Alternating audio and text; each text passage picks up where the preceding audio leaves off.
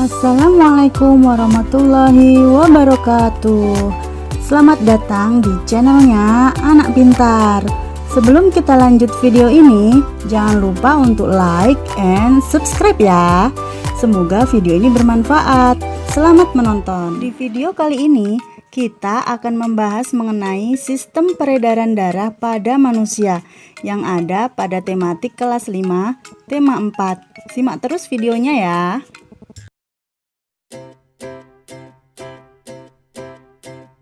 Sistem peredaran darah pada manusia. Apa yang disebut dengan sistem peredaran darah? Sistem peredaran darah adalah mengalirnya darah di dalam tubuh manusia. Darah sangat penting peranannya bagi manusia. Peranan darah antara lain mengalirkan oksigen ke seluruh tubuh dan mengangkut karbon dioksida dari seluruh tubuh menuju paru-paru. Sistem peredaran darah dalam tubuh ada dua macam, yaitu peredaran darah kecil dan peredaran darah besar. Sistem peredaran darah kecil yaitu darah mengalir dari bilik kanan menuju paru-paru melalui arteri pulmonalis.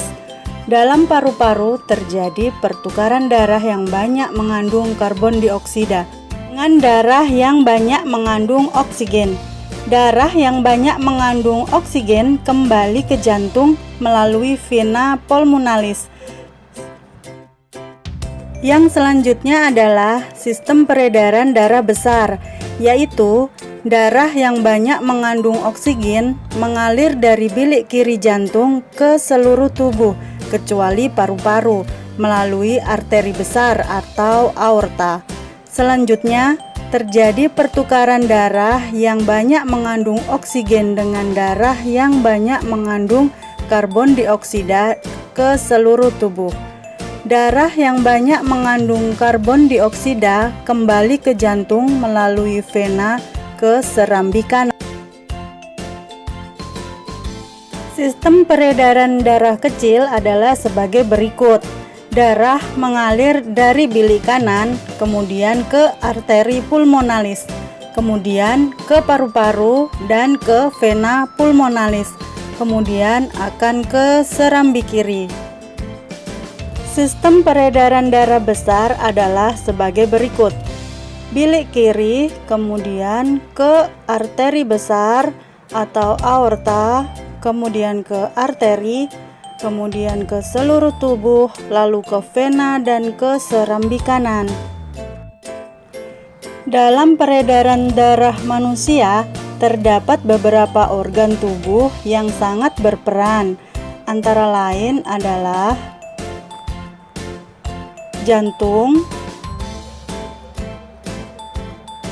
pembuluh darah, dan paru-paru. Yang pertama adalah jantung.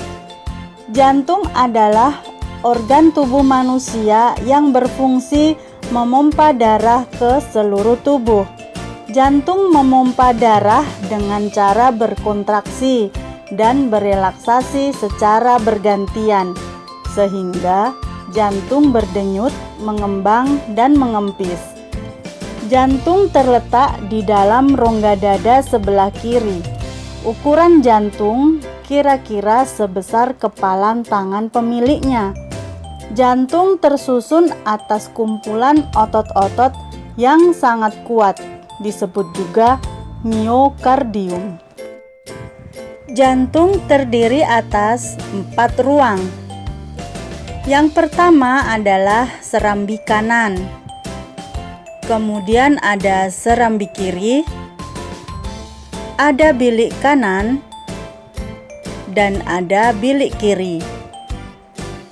Antara bagian kanan dan kiri jantung dibatasi oleh sekat jantung yang disebut katup jantung.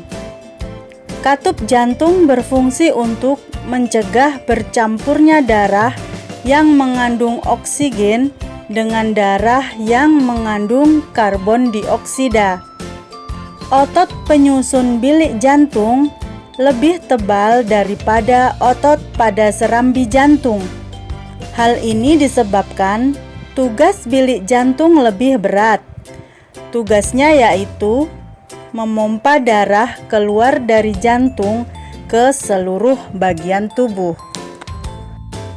Kontraksi dan relaksasi pada jantung mengakibatkan terjadinya denyut jantung atau denyut nadi. Ketika jantung memompa darah ke dalam pembuluh nadi, pembuluh tersebut ikut berdenyut. Dengan demikian, melalui denyut nadi, kamu dapat mengetahui denyut jantung. Denyut nadi akan terasa jelas dengan menekan pembuluh nadi pada pergelangan tangan dan bagian leher di bawah telinga. Untuk dapat menghitung denyut nadi, ayo lakukan percobaan berikut. Coba kamu hitung denyut nadimu dengan langkah-langkah berikut. Yang pertama, tempel dan tekan, jangan terlalu keras ya, 3 jarimu yaitu telunjuk, jari tengah, dan jari manis pada pergelangan tangan yang lain. Temukan denyut nadimu. Hitunglah denyut nadimu selama 15 detik, kemudian hasilnya dikalikan 4. Kecepatan denyut jantung tergantung kegiatan yang dilakukan. Setiap kita sedang istirahat, jantung berdenyut kira-kira 60-80 kali setiap menit. Kecepatan denyut jantung dipengaruhi oleh usia, jenis kelamin, tingkat aktivitas, dan kondisi kesehatan. Semakin aktif tubuhmu, denyut jantungmu semakin aktif. Ada alat yang dapat digunakan untuk mengukur kecepatan denyut jantung, yaitu elektrokardiograf. Pembahasan selanjutnya adalah mengenai organ pembuluh darah. Apa itu pembuluh darah? Pembuluh darah merupakan saluran tempat mengalirnya darah dari jantung ke seluruh tubuh dan dari seluruh tubuh kembali ke jantung. Pembuluh darah terdiri atas 2 jenis, yaitu pembuluh nadi dan pembuluh balik. Pembuluh nadi disebut arteri, pembuluh balik disebut vena. Pembuluh nadi atau arteri yaitu pembuluh yang membawa darah yang kaya akan oksigen keluar dari jantung ke seluruh tubuh. Pembuluh nadi yang paling besar disebut aorta. Pembuluh balik yaitu pembuluh darah yang membawa darah yang kaya akan karbon dioksida dari seluruh tubuh menuju jantung. Pembuluh nadi dan pembuluh balik bercabang-cabang. Ujung cabang pembuluh terkecil disebut pembuluh kapiler. Pembuluh kapiler sangat halus, berdinding tipis dan berpori. Dalam pembuluh kapiler ini terjadi pertukaran 2 zat, yaitu antara oksigen dan karbon dioksida. Panjang seluruh pembuluh darah manusia jika dihubungkan dari satu ujung ke ujung yang lain dapat mencapai sekitar 160.000 km.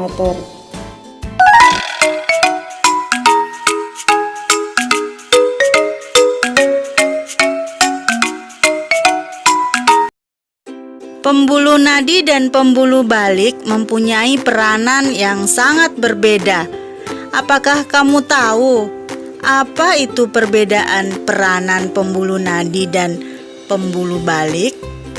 Simak terus videonya dan tetap semangat ya. Pada sistem peredaran darah, pembuluh darah memiliki peranan yang sangat penting, yaitu bertugas untuk membawa darah dari jantung ke seluruh tubuh maupun sebaliknya, bertugas mengalirkan darah dari seluruh tubuh kembali ke jantung. Perbedaan pembuluh nadi dan pembuluh balik secara rinci akan kita jelaskan satu persatu berikut ini. Pembuluh nadi mengangkut darah yang kaya akan oksigen, sedangkan pembuluh balik bertugas untuk mengangkut darah yang memiliki kandungan oksigen rendah dan mengandung residu pernapasan karbon dioksida. Pembuluh nadi mengalirkan darah dari jantung ke seluruh tubuh. Sebaliknya, pembuluh balik mengalirkan darah dari seluruh tubuh kembali ke jantung. Pada pembuluh nadi, denyut dapat dirasakan saat ditekan, sedangkan pada pembuluh balik, denyut tidak terasa saat ditekan. Perbedaan yang signifikan antara pembuluh nadi dan pembuluh balik adalah ketebalan dindingnya.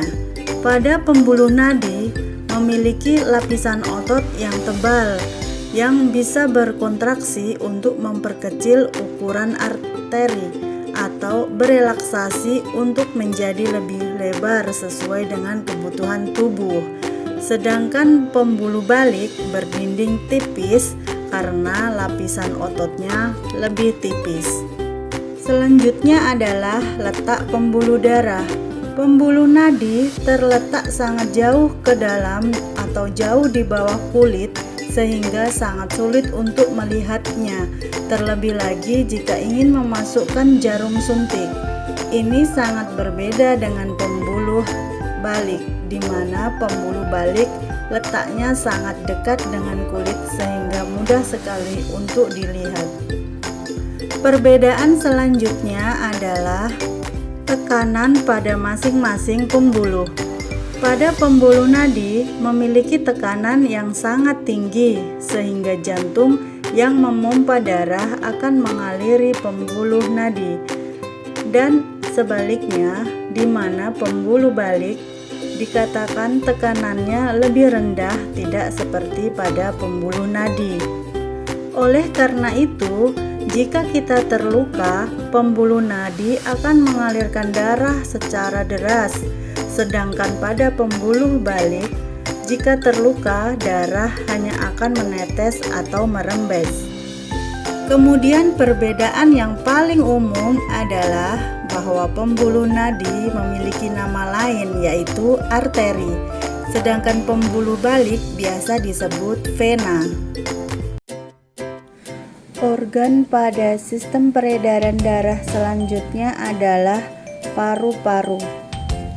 Paru-paru juga memiliki peranan yang penting dalam proses peredaran darah. Paru-paru berperan sebagai penyuplai oksigen ke dalam darah. Darah yang telah diedarkan ke seluruh tubuh tidak lagi mengandung oksigen, akan tetapi banyak mengandung karbon dioksida. Setelah kembali ke jantung, darah yang akan mengandung karbon dioksida tersebut dipompa ke dalam paru-paru. Selanjutnya, karbon dioksida tersebut diambil dan diganti dengan oksigen melalui proses pernafasan. Paru-paru terdiri atas ribuan tabung bercabang. Tabung bercabang yang jumlahnya ribuan, semakin ke ujung semakin mengecil. Pada ujung yang mengecil terdapat kantong udara. Kantong udara tersebut dinamakan alveoli. Masing-masing alveoli memiliki jaringan halus kapiler. Pada jaringan halus kapiler inilah tempat terjadinya pertukaran oksigen dan karbon dioksida. Oke, demikianlah pembahasan kita tentang sistem peredaran darah pada manusia. Semoga apa yang telah disampaikan dapat bermanfaat ya. Sampai jumpa di pembelajaran kita selanjutnya. Oh ya, jangan lupa subscribe ya.